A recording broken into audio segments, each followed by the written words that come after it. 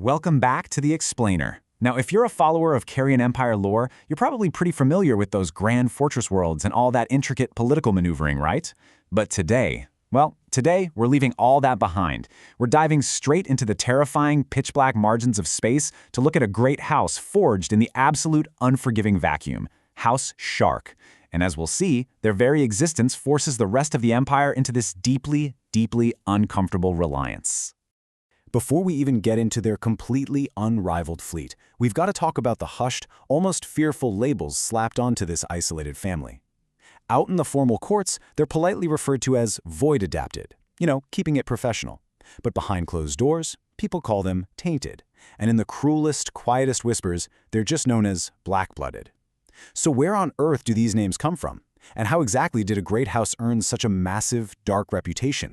Let's get into Section 1. Masters of the Void, ruling from the dark between stars.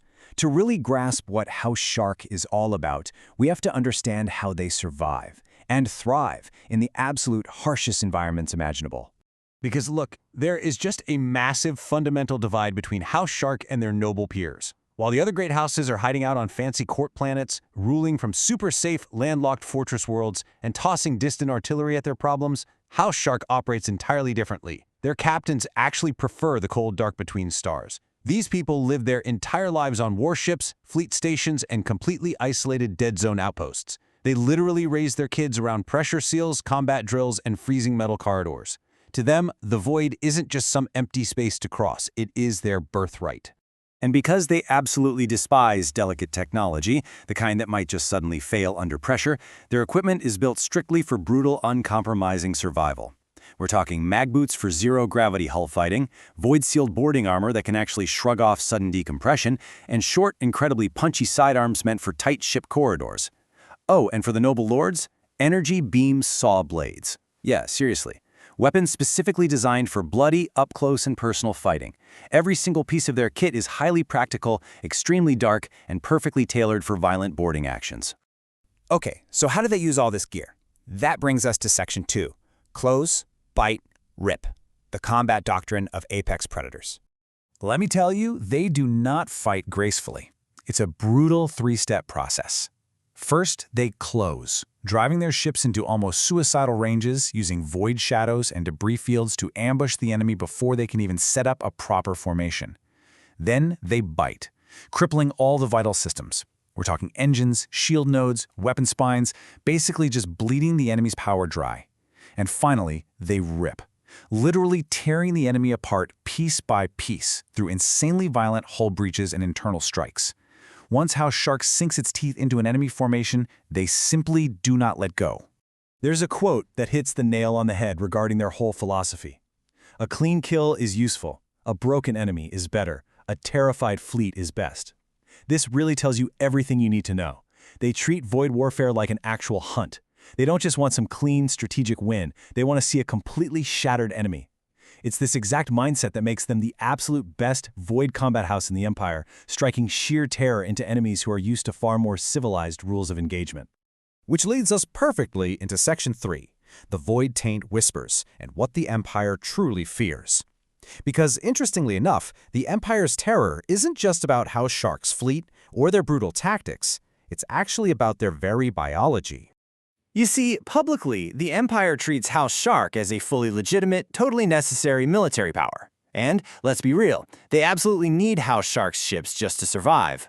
But privately? Oh, the marriage politics and church scrutiny reveal a lot of quiet, deliberate avoidance. The other houses constantly whisper about tainted blood, a demonic hunger for violence, and this deeply unsettling, unnatural comfort in the deep void. They whisper that generations spent out there in the dark have mutated the shark bloodline into something else entirely.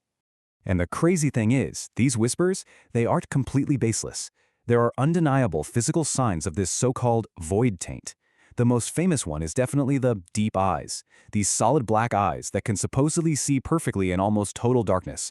But it actually goes way further than that. We're talking sharpened teeth, skin that's literally as tough as armor, and frankly abnormal physical endurance.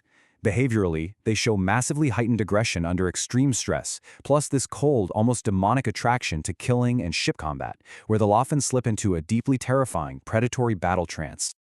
Now, while House Shark publicly denies these accusations, of course they do, the taint is incredibly real, and it shows up most often in specific branches of the family, especially Clan Bloodhunter.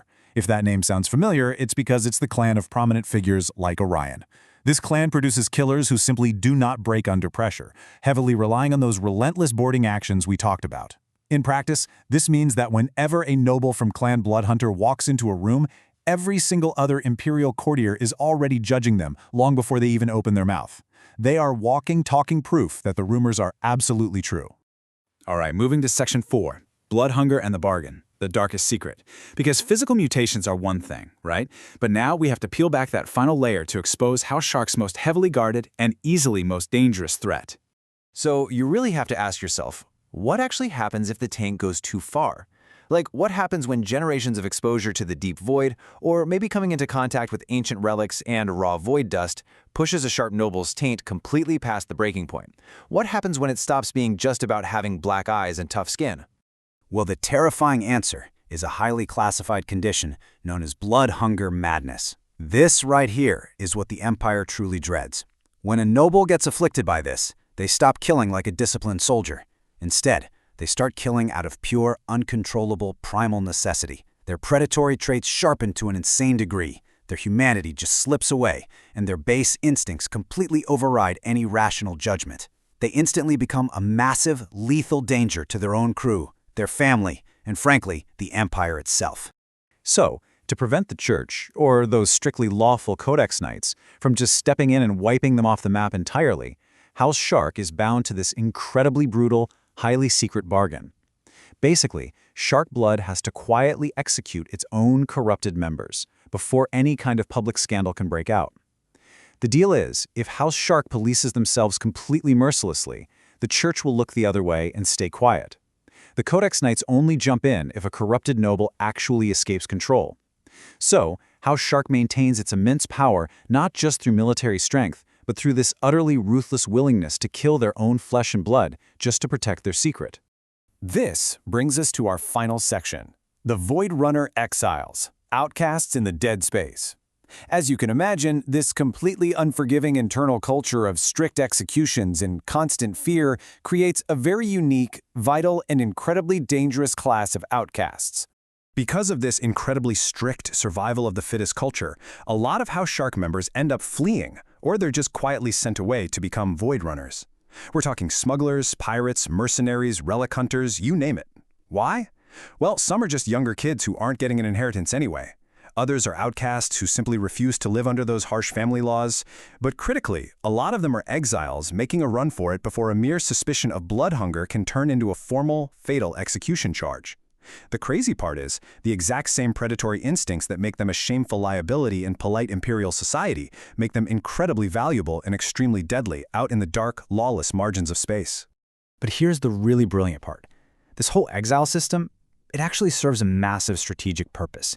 It allows House Shark to unofficially extend its influence, scout the wider galaxy, and lock down resources using the very people it just publicly disowned. A Shark noble who can't survive under strict House command can still absolutely thrive out in dead space. It basically expands the family's reach deep into the shadows, into places where formal Imperial fleets simply cannot go. And so, as we wrap up this explainer, we are left staring at a pretty chilling reality. House Shark is entirely too useful to destroy. Their fleets are completely unmatched, and they are way too powerful for anyone to openly accuse. Yet they carry this dark curse that keeps them forever isolated from the rest of the Empire. So we really have to ask ourselves, can an empire truly rely on a weapon that it is absolutely terrified to hold? Just how long can the CARRION Empire survive while balancing on the very edge of this blood-soaked blade? Definitely something to think about the next time you find yourself looking up into the dark between the stars.